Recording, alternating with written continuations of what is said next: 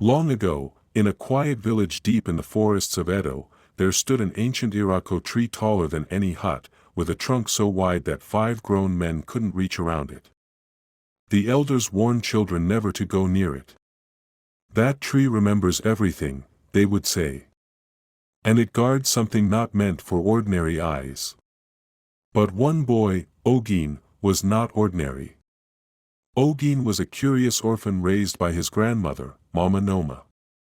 Every evening, she would tell him tales of the old world stories of gods, spirits, and enchanted objects.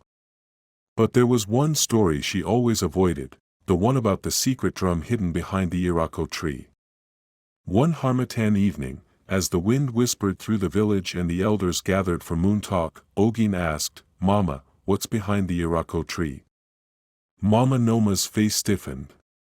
"Some secrets are too old to stir," she said. But her silence only fueled Ogin's curiosity. The forbidden path.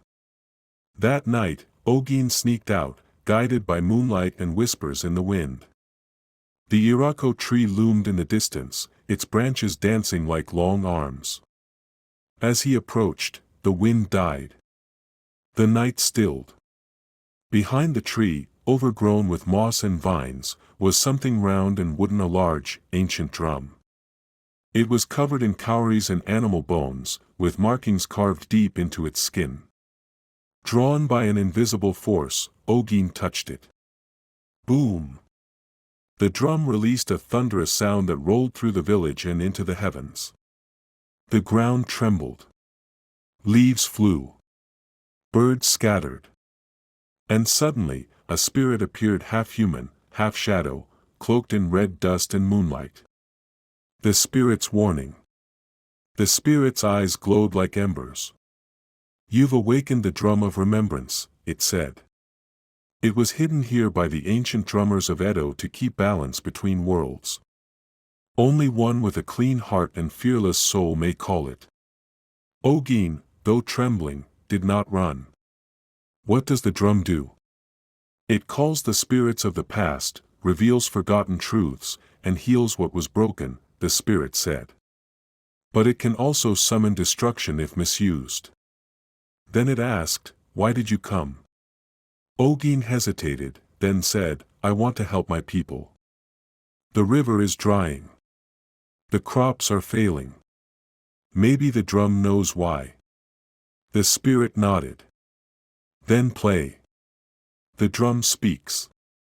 Ogin lifted the drumsticks resting beside the sacred instrument and began to play.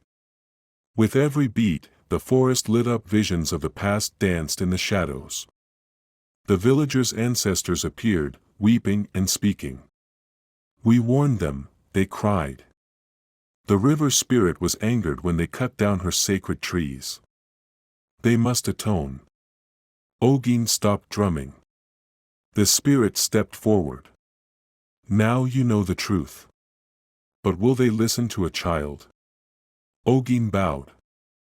"If I must play the drum every night to remind them, I will." The drum returns to the village. The next morning, the villagers woke to strange dreams and echoing drumbeats. They followed the sound to the Iroko tree, where they found Ogin, eyes bright, still playing. When he stopped, he told them what he saw: the vision, the ancestors, the river's cry. Many wept. Some didn't believe. But the elders, whose dreams had also been filled with drums, knew the truth. That evening, the village gathered. They planted new trees, made offerings to the river, and promised to live in harmony with the land again. The drum's rest. The drum was returned behind the Iroko tree, now wrapped in sacred cloth and watched over by the villagers. But only Ogin was allowed to play it when needed. He became known as Ogin the drum keeper, the boy who found the truth when no one else dared. And from that day on, whenever the wind blew through the Iroko branches, villagers would pause and listen.